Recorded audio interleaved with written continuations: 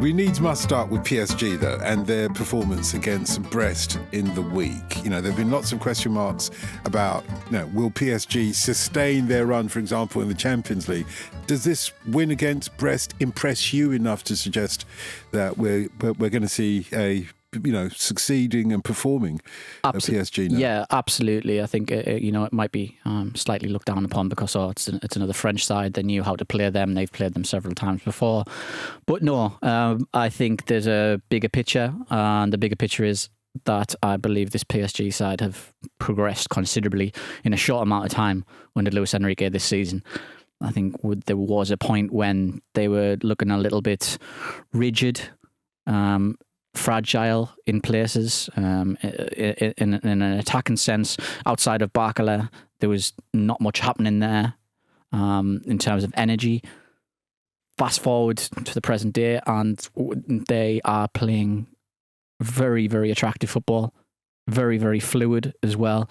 And they have managed to, we'll get to the main man in a minute, they've managed to bring everybody into this system and make sure everybody is involved. And there's one particular man shining as well. Yeah, and I think it's, in just strictly a Champions League context, it's the fact that when you throw in an same country tie, it's never that easy, is it? It's something that no one really wants, particularly at this stage. But I think that they have continued this positive run that they have in the Champions League. So fourth successive win, go and score a load of goals again, which is really important. As David says, it sort of unfolded in a similar way to most times they played Brest, in that Brest didn't play 0-3 kind of bad. They were pretty good for large parts of it, but every time they play PSG, they're pretty good for large parts of it, and they still end up getting absolutely smashed. And so I think the fact that PSG were able to replicate that in a Champions League context was pretty good, because if you think that some glorious moments that have led them up to this, notably putting 4 past Manchester City, putting 4 past Stuttgart, and to continue that, so they've got that run of goals, I think it shows that something has really, really clicked. And this is what we're talking about, the Champions League context, nothing else at the moment. And we're asking, are they a genuine contender? Now, hold your fire, we'll come back to that. But I think, for me, the bit where it really changes is the game before the Manchester City game, when they play Salzburg away back in mid-December, so the last one before Christmas. Because this is a game that they go into in not great shape, they're in serious danger of elimination. They're outside the top 24. They have scored 3 goals in their first 5 games. And they take the lead in the first half against a Salzburg side who are way inferior to recent Salzburg sides that we've seen. They're not a good team at all. Pep Lijnders is about to get fired, and he does get fired, of course, as we know now. And they go in front in the first half with Gonçalo Ramos, who scores the opener. You think, okay, this should settle them. Easy does it. But they never look comfortable. And even though Salzburg are not good, they offer them a little crumbs of hope that they might let him back into the game. And the minute where it all changes is where they bring on Desiree Doué. Because before that, people are looking and saying, right, okay, PSG really need to get Gonçalo Ramos fit. Why isn't Luis Enrique playing Colomani? What has he got against his strikers? And the bit where Doué comes on, and Doué is such an adaptable player. Funnily enough, you look at the fact that in successive years they bought 50 million euro teenagers off domestic rivals. So they bought Bradley Barcola off Lyon, off the back of an amazing half season, but just really a first team half season. And Desiree Doué this summer, just gone, and you thought, oh, it's obvious that he's a good player and he could develop into something, but you think, does he really develop into something at PSG? Now, if there's something that really speaks for Luis Enrique and what he's doing, and he knows this, it's the fact that Desiree Doué has managed to succeed. Playing right in midfield, playing right of attack, playing centre forward at some points even, sort of false 9, playing out left as well.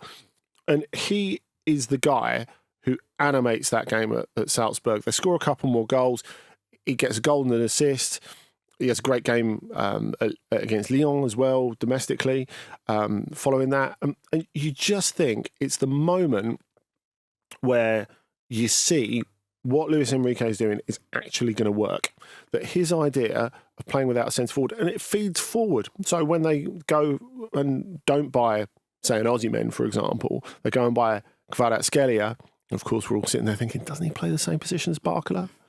Well, that front three has worked absolutely brilliantly. And when Doué comes in as well, it works fantastically well. Or they can let that three fly and he can play a little bit further back. But all of a sudden, everything that Luis Enrique has been saying that they are going to become, they have become. David, I know you want to talk about one particular element of this, Ousmane Dembélé. Well, I think it's no secret, is it? Although he has been frustrating many times, he doesn't seem to be frustrating anymore. Of course, his career has been frustrating in places, and sometimes it's due to his play, his approach. Sometimes it's due to his injuries. So to find him now in this moment, which is probably the best moment of his career, I would say, so, like, this is the best form he's ever been in, it's fascinating to see.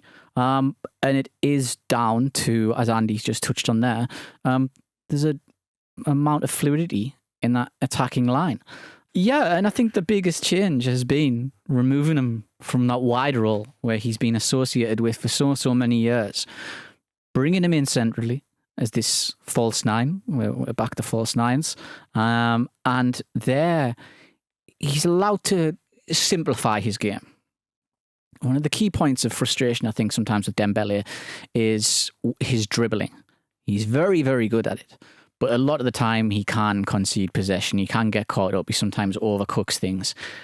Here, it simplifies his game. He's allowed to do less, but produce more. And I think this is very, very key for him in finding that role, in terms of he doesn't have to overthink things in that system. He just needs to be in certain positions. I think against Brest, he had the least touches on the pitch, but he had the most shots on target, which tells you everything. When he felt quiet but efficient, didn't he? Yeah, when he receives the ball, he does something with it now. And that is the big difference there. It's in the penalty area as well. Yes, absolutely. Because it's kind of the inverse of what he did when he first arrived at PSG. Now, as I've said on here a number of times, he's been, like, if not their best player since he arrived at the club, very, very close. He performs such useful functions for the team in that wide area. Mm-hmm. But now they're moving to this more collective approach. Mm-hmm. It's like he can be the star in a team that doesn't have stars, that's moved past stars. Because if you'd have said, can he be the replacement for Kylian Mbappe? Obviously, you're going to say no straight away. As an individual, definitely, in terms of quality and ceiling, of course. But there is probably an argument in Paris now that the system looks better with Dembélé like this than it did with Mbappe. It's more functional. It totally does. And, he's got commitment to the team off the ball. Of course, that's the thing with Kvaratskhelia, of course, didn't start this game. I don't think people realise how good he is off the ball as well. Mm-hmm. And that's part of the reason that Luis Enrique wants to bring him in. And of course, Luis Enrique has an increasing influence over the sporting policy at PSG. But I think it's funny. We were talking about Super Bowl half-time before, weren't we, before we came on air? And you guys were telling me about how Kendrick Lamar's got the lyrical flow, but maybe not the profile to lead such a big moment. I wonder if Ousmane Dembélé is quite a good comparison. He's got every bit of adeptness and skill that you need, but you think, is he a headline act? Ordinarily, I'd say no, and he's definitely not a headline act for the old PSG, but this more collective, everyone contributes PSG, then he can be the guy who scores all the goals. It answers the question that is often asked. Do PSG need a headline act? Oh, it's PSG, it's Paris, they need this big glitzy star. Luis Enrique is not a man who has much time for stars and people who behave in that way. Don't get me wrong. He's worked with stars and he's worked with them very well. There's a relationship with Neymar, who is, one of those type of players who is perhaps perceived as a bit of a diva, was fantastic. And Neymar played his best football under Luis Enrique. He got an incredible shift out of him as well, didn't he? Unbelievable. He got it. Neymar got what he wanted, and that's just how it worked. And they don't. And I particularly like this. There was a quote from Eric. He's saying, they're difficult to read because Luis Enrique changes his position so much. It's his ambition to make the team unreadable. And I thought that was a good quote. I thought that was a good quote, and it sums up where PSG are right now and what Luis Enrique wants to do. Trust me, he likes to make things difficult for people, whether it's in the press room or on the pitch, and he's doing that right now. That comparison with the Kendrick Lamar that Andy made there, though, it's interesting because I can see, that certainly the old PSG, as you described it, the post-Kylian Mbappe PSG, perhaps, he had a lot of weight on his shoulders. People wanted a new Kylian Mbappe, and the closest thing in terms of a player that stood out from the pack in PSG was Ousmane Dembélé. But the ability's always been there. But I don't think anyone believed he could actually do what he's doing at the moment. Do you not think that the weight of that, it's almost kind of like we made a comparison between Kendrick Lamar, before we came and started recording, Kendrick Lamar and Dr. Dre's performance at a previous Super Bowl. And when Kendrick Lamar comes onto the Super Bowl stage with that baggage on his back, he's always going to lose out, isn't it? And the same with what you're saying about Kylian Mbappe and Dembélé. But now that we have a quote-unquote new PSG, it's an area where that comparison no longer is relevant. Exactly, so it's just be you. It's just don't worry about matching the expectations of like when you were like a teenager at Rennes, or when you had that first season at Dortmund, or everything at Barcelona. And he did have his moments at Barcelona. He had some clutch moments. But here we're talking about sheer volume of goals. And that is enabled by the system. Of course, his talent enables him to take those chances. But as David says, he's getting into those central areas more. And just to get it out there, 15 goals in 2025 already. And we're just about in the middle of February. That's absolutely unbelievable. Those sort of numbers are prime Messi, prime Haaland, prime Cristiano Ronaldo numbers.